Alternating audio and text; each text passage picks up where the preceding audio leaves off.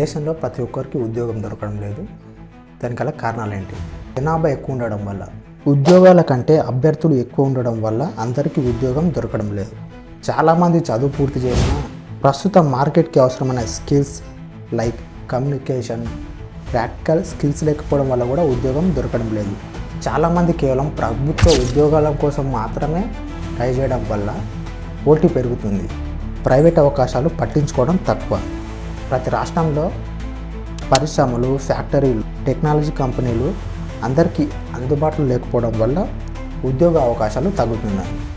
కొంతమందికి టాలెంట్ ఉన్నా రికమెండేషన్ లేదా డబ్బు లేకపోవడం వల్ల కూడా ఉద్యోగం దొరకడం లేదు. చాలామంది ఉద్యోగం కోసం మాత్రమే ఎదురు చూస్తారు, కానీ బిజినెస్ లేదా కొత్త ఆవిష్కరణ ద్వారా సెల్ఫ్ ఎంప్లాయ్మెంట్ సృష్టించడంలో వెనుకబడి ఉన్నారు. ఈ సమస్యలు తగ్గాలంటే స్కిల్ డెవలప్మెంట్, కొత్త పరిశ్రమలు, స్టార్టప్, సెల్ఫ్ ఎంప్లాయ్మెంట్పై దృష్టి పెట్టాలి. నెక్స్ట్ ఏ టాపిక్ పైన వీడియో చేయాలని మీరు కింద కామెంట్ చేయండి. వీడియోని లైక్ చేసి ఛానల్ సబ్స్క్రైబ్ చేసుకోండి.